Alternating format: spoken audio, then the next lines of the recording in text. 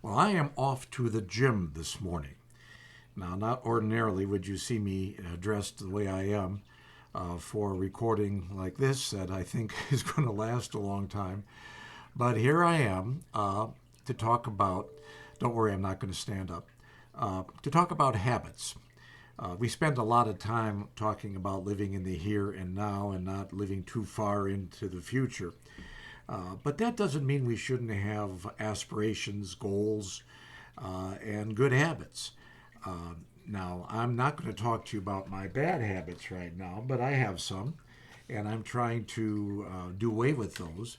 Actually, I will mention one, and that has to do with overeating. I think I've gained too much weight over the last couple of months, partially because I've felt sorry for myself because of what I'm going through with this. And I figured I might as well eat what I can to be comfortable. Well, there's only a little bit of truth in that because you don't want to, as we would say in the United States, shoot yourself in the foot, hurt yourself, that is, just to get some short term gain. Now, that doesn't mean I'm all for obsession either. I do, indulge. Obviously, that hasn't been a problem for me. But the good habit that I'm trying to reestablish here has to do with a more, conservative diet, eating less primarily, and watching foods that are fattening because I do want to lose some weight. So that will take me back to the gym for the first time lifting weights, and I don't lift heavy ones. I'm going to start very modestly here. But the first time doing that since I was diagnosed with this brain or head lesion several months ago and had that major operation, from which I have now pretty much fully recovered. So, what's the next step? The next step for me is to be patient, to restore myself to a fuller exercise routine. I already have been doing some running, although I use that term very loosely because I am certainly not running very fast. I'm jogging, but I'm going a fair amount of distance because I have the goal on Independence Day, which is July 4th in the United States, of taking part in a 6 mile or 10-kilometer road race, as I have done through most of the last 30 some odd years. I've only missed twice, once because of COVID and once because of travel.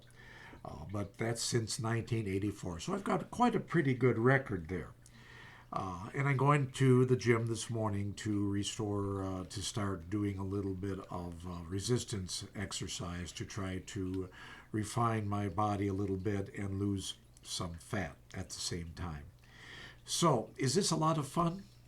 Not really. I don't particularly enjoy doing any of these things, but I do have a goal. First, there is a social aspect. It's nice to see some people who are doing the same thing and you get to have a little social time with them. And it's good for me to know that this is a healthy activity. Now, someone who isn't so convinced of that might say, well, why bother since look at what it hasn't done you any good in terms of this head situation and your eye, and that's true. But it certainly hasn't hurt me any either, and it's possible, I'll never know this, but it's possible that I am getting through the challenge of today because my body was in better shape to begin with. And I have been engaged in fitness almost all my life. It's a habit that I've instilled in my children and my wife, my whole family is physically active, and I'm glad for that. And whether my example had anything to do with it or not, I'm not sure, but it probably did. But the main reason I do it is for my own benefit. And I guess it's the same reason why I would encourage you to at least think about that if you haven't been physically active to maybe decide now is the time. Is it going to guarantee you longevity? Is it going to guarantee that nothing ever goes wrong in your body? No, it absolutely cannot guarantee any of that. But what it can do is likely, and this is also propositional, it isn't a fact, but it's a likelihood, make your path through those challenges easier. Your body will probably cope better if you start out in better shape. If you use tobacco in any form, I strongly encourage you not to. Your lungs are too important, and all of the other health risks associated with tobacco use and certainly drug use all of those can take a heavy toll and add to your difficulty if you get something that, in my case, was apparently not preventable. Nothing I could have done to prevent what I'm going through now. And for a brief time, I'll be honest with you, I thought, well, why should I bother retaining going back to the gym or exercising regularly since it's not likely to affect this directly? It might affect it indirectly. It might affect the rate, assuming, as I must, that this is cancer, the rate of it spreading. It might make those treatments that I've received already and might receive in the future work better. All of those things are possible. And again, while I'm trying very much to live in the present, that doesn't mean I disregard the future entirely. And we'll talk more about habits and goals in another talk. But for now, let's focus on this one.